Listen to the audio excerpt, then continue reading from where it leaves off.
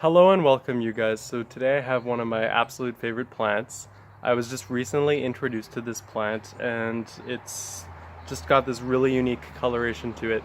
So this over here is Cotinus Coggygria, also known as the smoke tree or smoke bush. But this here is a particular patented variety that came up in the early 2000s. This here is called Golden Spirit Angkot. Unfortunately, it's licensed under the Plant Protection Act and it's licensed under the Plant Propagation Patent Act as well. So unfortunately, I believe it's Mandevilla, or one of the big nurseries that basically produce the stock for this plant, has prohibited people from propagating it and reproducing it without giving them loyalties, essentially. So that's just one thing to look out for. So this here is a new adaptation on the smokebush, Cotinus Coggygria. This is a cultivar that was made in the United States, I believe, and it has this really striking lime chartreusey color. For the majority of the year, it's deciduous in nature, but it goes this really nice kind of rust, coppery, bronze, and orangey color in the fall. Kind of similar to my glasses color, actually, is the color that this here goes in October, November, and into the beginning of December. Now it has a really nice inflorescence to it. It has up to 100 individually lobecymous flowers, and they're white, and they make this really nice kind of cottony, feathery appearance to this plant, which is really quite attractive. So now this plant is not edible, unfortunately. I think it might actually be toxic to dogs. So if you have dogs that go around in your yard a whole lot, you might want to put this in a container, or just maybe this video isn't for you. I mean, because you just don't want to risk it, right? Because pets are obviously really important. They're members of the family, right? That being said, I don't think that this here has any problems with cats. I wouldn't try it. Definitely try to keep it away from your pets, I would say, too. So yeah, not for culinary uses either. It has a mature height of a little bit over 2 meters, sometimes 3 meters if you do a really hard hack pruning and then you let it go wild. It responds extremely well to getting heavily pruned, but you do that at the expense of the blooms. You won't get any blooms the following season, as this here blooms on second year wood. Sometimes first year wood, but the majority of the blooms in this plant are born on second year mature wood. So another thing that I want to say is it's cold hardy to about -30 degrees Celsius. So if you're watching in British Columbia, this will live in Osoyoos, it'll live all the way up into the Okanagan, all the way to Revelstoke, and even far up north towards the Peace River region. If you're watching in the United States, this is good in any climate in the States except maybe Florida. Texas might be a little bit too warm to grow this plant. It needs quite a cold period in the winter to basically regenerate its new shoots, and it does tend to fare in relatively humid areas, but it does well in slightly more arid areas as well, such as parts of central Wyoming too. Another thing about this particular variety is it's not very blight resistant, and it is susceptible to a little bit of leaf scorch, as you can see here. So try growing this in kind of a more shady environment, and the shade doesn't really prove detrimental to the coloration of this tree either.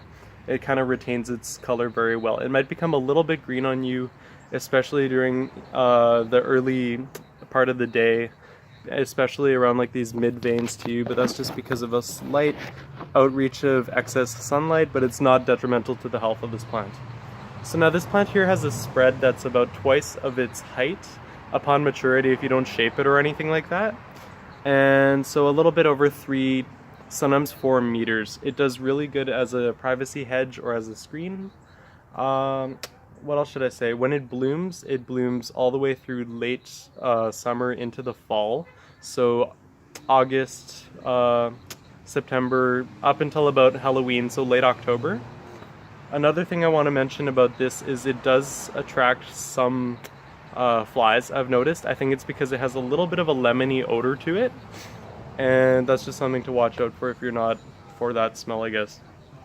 What else should I say? It has almost like dollar shaped, just really round leaves to it. The leaves are borne singly, and it has year-round interest because in the late winter it starts forming these really spear-shaped new buds where the novice growth emerges, and they're like almost jet black in color. Now I have another one here that I just want to show you to just kind of give you a sense of what the normal color is on Cotinus Coggygria. And this one here is the smokebush that you might be more familiar with. So this one here has a bit of slug damage and stuff. It's kind of nestled away. It just kind of grew here. I don't know how it got here. But yeah, this over here is the traditional color. And as you can see here, this is the adapted color of the Golden Spirit variety. Another thing I want to mention about this plant is it does very well as a specimen plant in large containers or just by itself. It doesn't tend to enjoy lots of competition. It gets crowded out, and then it becomes quite spindly as well, so you've got to be careful about that. This plant here does respond extremely well to periodical feeding, very light feeding as well. It doesn't do well with like a full heavy fertilization with like all-purpose fertilizer or whatever. It tends to overwhelm it and burn the leaves. You don't find that problem with the other variety, the purple, more native variety, many times, but with a lot of the hybrid varieties, you don't want to overfeed them. They tend to do just fine. Now, I highly recommend pinching off very top parts and then leaving these lateral shoots if you want a more fuller sort of profile of this plant. But if you want to create like a standard or like a topiary, I highly recommend going all the way up and then pinching off lateral shoots until you're happy with the height. Now, I think the best height for this is about 5 feet as a standard if you want it at like a doorway or something like that. And yeah, another thing I will mention about this is it's very shallow rooted, so you might want to keep it up next to like a building or something. If it's heavily exposed, then I've noticed that this plant here will topple over and it'll create structural damage in your soil or pavement or hardscapes of any sort, driveways, so you got to be careful with that. It tends to be a really good nesting opportunity for robins if you let it grow out into its mature form. What else should I say? I think it just has beautiful all year round interest, responds best to pruning early on into the summer before bud set.